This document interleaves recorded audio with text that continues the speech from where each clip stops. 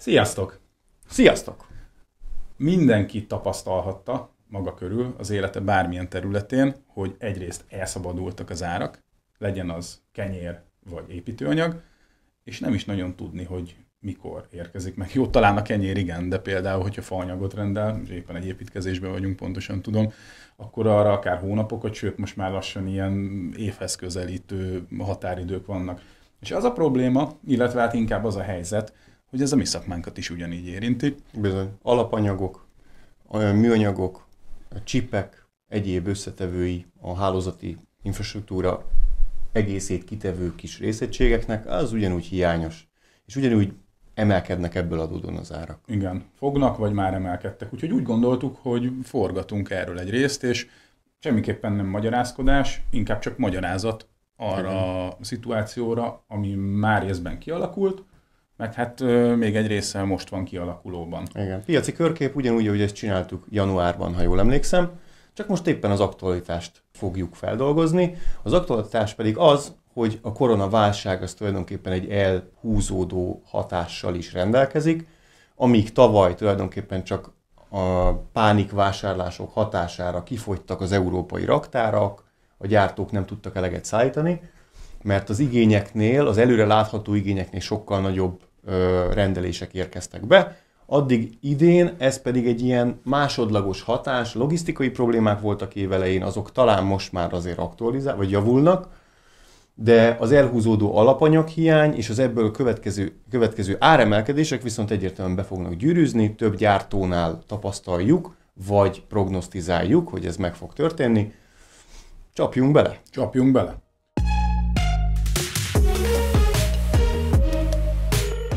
Ismét 3 gyártót veszünk górcső alá, ez a 3, hát nem is legfontosabb, de legmarkánsabb gyártónk, árbevétel, mennyiség bármi tekintetében is. A jól ismert Ubiquiti, Mikrotik és hát az Access Point esetében Cambium Networks 3-as.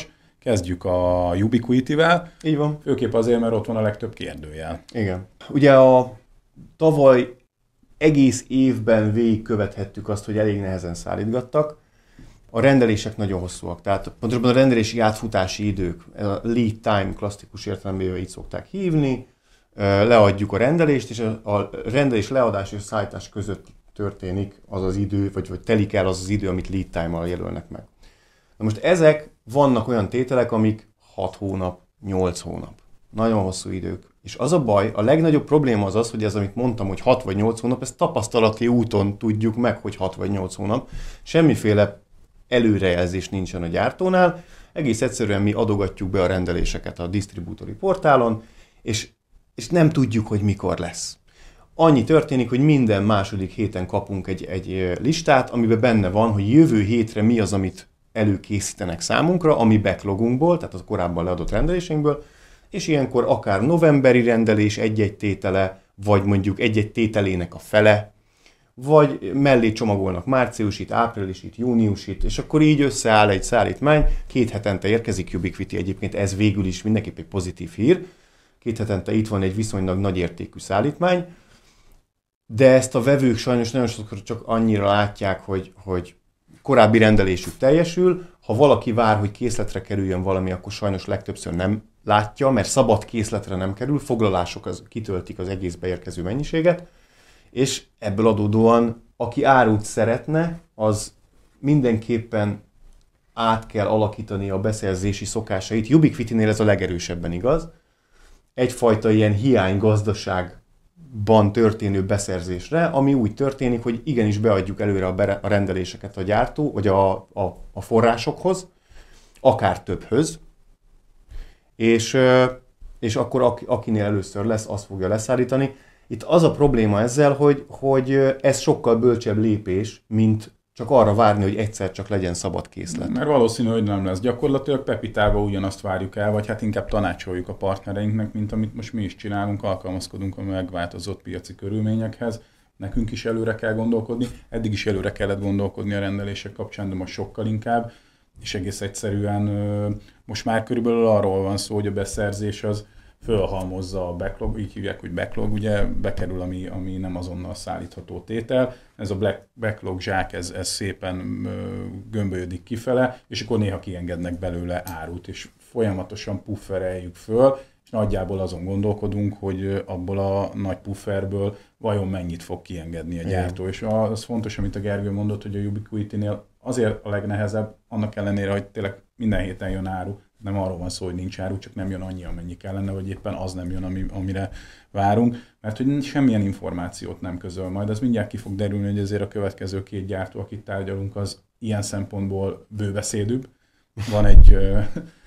Van egy információ áram felénk, arra vonatkozóan, hogy várhatóan mikor jön és mennyi jön. A Ubiquiti-nél erről szó sincs, tehát ő akkor, amikor elindul, akkor szól. De hát ezt nekünk sokkal előrébb kellene látni.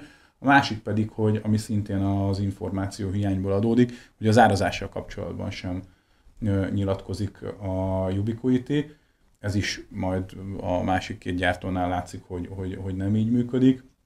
Ami megint ugye azért fontos, mert hogyha valaki hosszabb távú projektekre köteleződik el, most a partnereink kapcsán, és most kell bevállalni az árazást, és arra fog leszerződni, ez egy borzasztó kellemetlen helyzet lesz, hogy mondjuk 3 hónap múlva kiderül, hogy egyébként 10-15 ad abszurdum 20%-kal fölment valamilyen terméknek az ára. Itt megint azt kell mondanom, hogy én ezt látom az életem, meg szerintem sokan mások életük egyéb területein is, de legalább a többi gyártó szól, a Ubiquiti ebben az esetben sem szól, mi sem tudjuk megmondani. Az az egy, amit most kimerünk szinte biztosan jelenteni, még nagyobb összegben is mernék rá fogadni, hogy árváltozás lesz a Ubiquiti kapcsán, de hogy az mikor és milyen mértékben fog megtörténni, erről hát őszintén szóval lövésünk sincs. Én igazából július 1-re, tehát a harmadik negyedév kezdetére prognosztizáltam, hogy biztos bejelenti a gyártó, mert ugye a Ubiquiti mindig utólagos kommunikációt végez el, vagy legalábbis úgy, hogy mától ez a szabály, nem úgy, hogy készüljetek fel, jövő hónaptól ez lesz a szabály.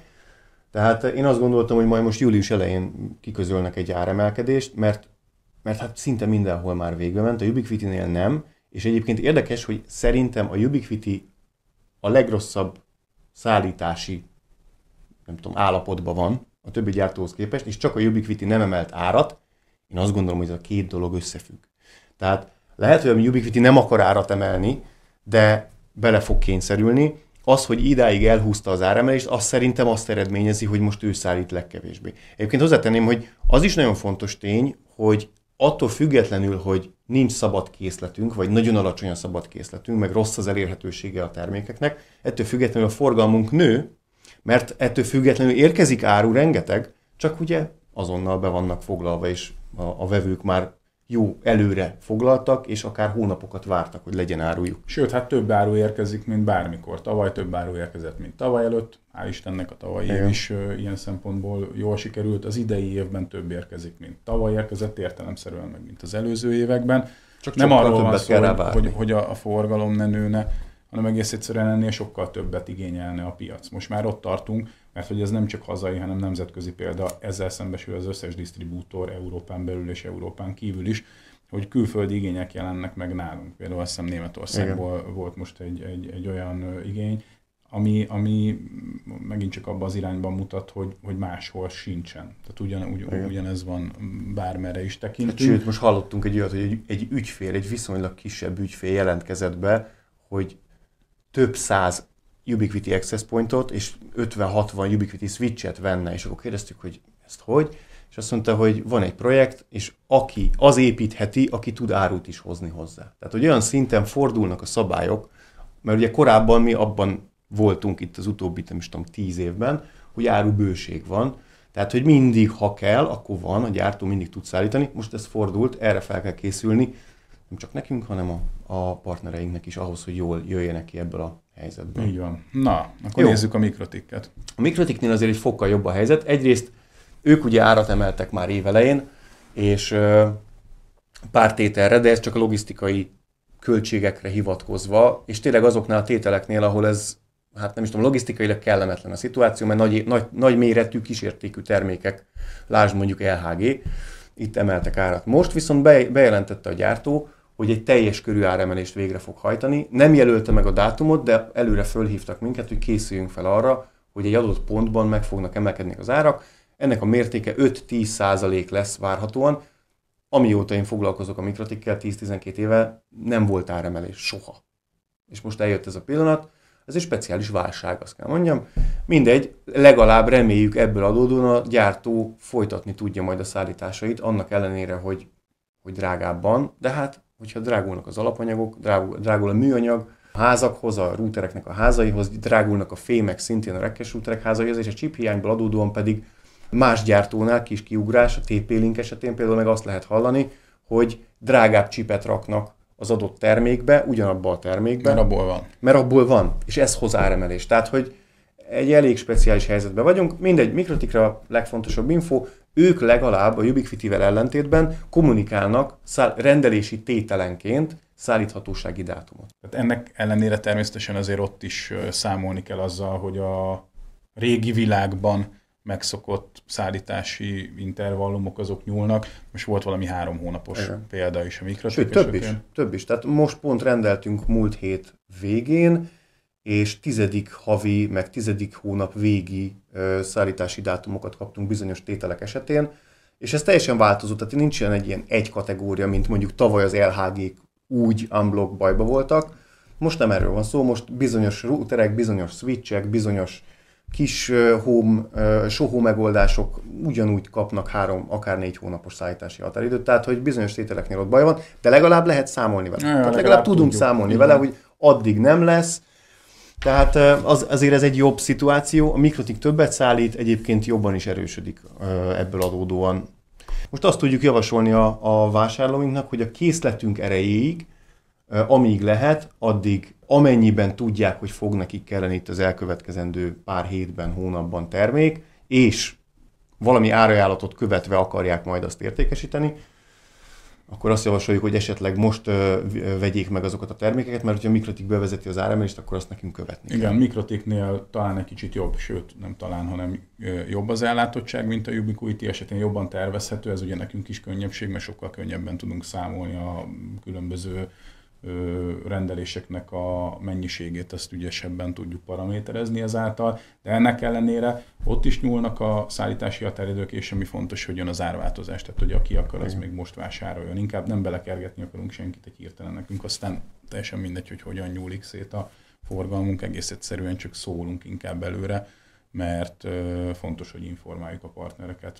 Még ilyen esetekben is, ami hát most nem a legvidámabb hír, de ez a sajátossága a piacnak. Na, Ubiquiti volt, Mikrotik volt, Cambium Networks a végén, de nem utolsó sorban. Igen, a Cambiumnál ott ugye több áremelést is átéltünk, tehát volt egy tavaly előtti áremelés. Tavaly is voltak áremelések, de ezek nem voltak jelentősek, inkább a accessory kategóriában, tehát ilyen tápegységek, villámvédők itt-ott emelgettek, meg azt vezették be, hogy még projekt esetén se adnak kedvezményt a kiegészítők árából, és emögött az van, hogy ott is ugye nagyon erősen alapanyagorientált termék, tehát hogy fémből van lényegében, nincs hozzáadott érték, egy villámvédő vagy tápegység esetén, és ott az alapanyagok nagyon erős hatással vannak a termék árára, ott az engedményeket engedték el először, tehát hogy nem diszkontálták nagyobb mennyiségű vásárlás esetén sem. Most viszont bejelentettek szintén egy teljes körű áremelést. A Cambiumnál ugye egy komolyabb kommunikációs gépezet van, tehát szerencsére nagyon erős, nagyon előre, és nagyon pontosan és részletesen és részletekben menően informálnak minket arról, hogy mégis mi fog következni az elkövetkező hónapokban.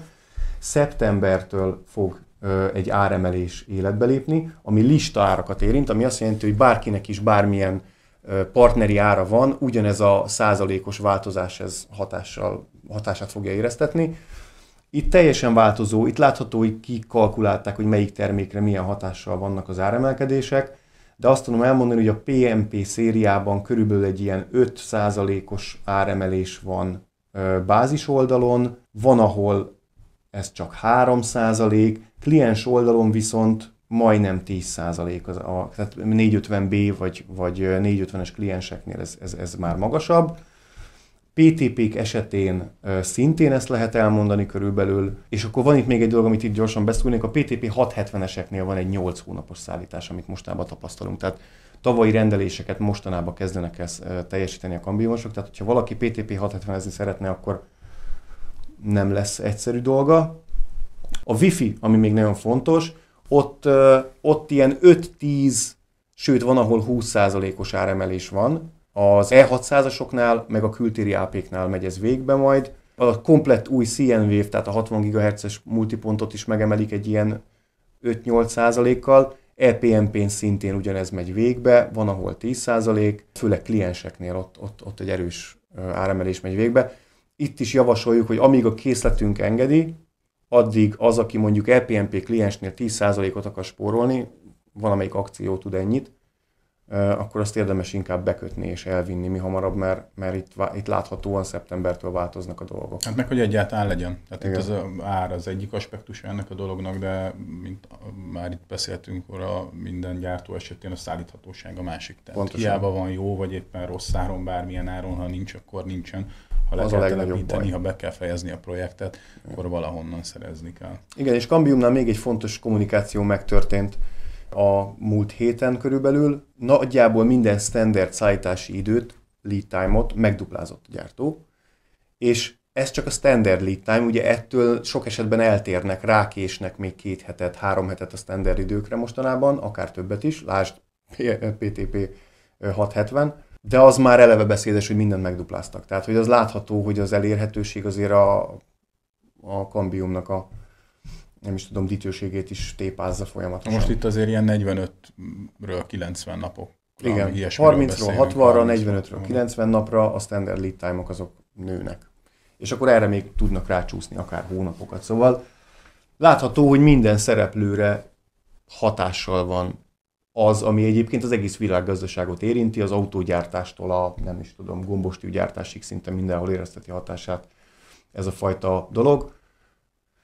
Mindenkinek a legjobbat kívánjuk, hogy ebben a helyzetben tudjon dolgozni és építeni, és forgalmat és nyereséget realizálni. Így van. Amit tudunk ígérni, az az őszinte kommunikáció, nem fogunk ígérgetni. A kollégáinkra is jellemző, akár csak ránk most ez a videó is bizonyítja, hogy erről beszélünk, kommunikálunk, elmondjuk, hogy mire számíthat a felhasználó, azokból az információkból nyilvánvalóan, ami rendelkezésünkre áll, tehát ha tudjuk, akkor transzparens módon közvetítjük ezt az információt, ha nincs információ, akkor azt mondjuk el, hogy nincs információ, de 2 dolog biztos, hosszabb szállítási határidőkkel kell számolni, és minden termék esetén drágulás várható, ennek a mértéke ez van, ahol már nagyjából tudható, van, ahol nem tudunk róla, de hát azt gondolom, hogy mivel ezek ugye versenyben vannak egymással ezek a gyártók, extrém módon attól, amiket itt az információink alapján elmondtunk, a többiek sem fognak eltérni.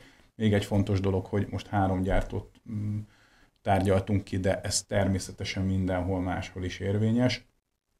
Bármi egyéb brand, amit mi képviselünk, de egyáltalán egyébként a hálózati infrastruktúra fejlesztések kapcsán nem csak nálunk, bárhol máshol elérhető, az biztos, hogy ugyanúgy érintett ebben a dologban.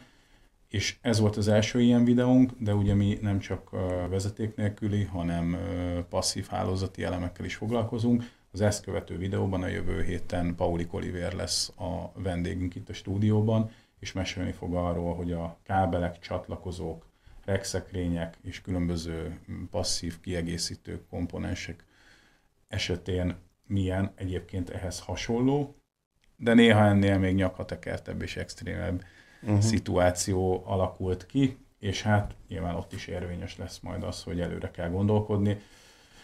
Nem akarok senkit elkeseríteni, de még előrébb kell gondolkodni. Talán még előrébb. Igen, így van. Köszönjük szépen a figyelmét minden nézőnek, hogyha bárkinek kérdése van ezzel kapcsolatban, vagy egyébként bármi mással kapcsolatban, ami a termékeinket, illetve egyébként a működésünket érinti, akkor várjuk szeretettel, az elérhetőségeinket a weboldalon mindenki megtalálja. Bizony, bizony. Sziasztok! Sziasztok!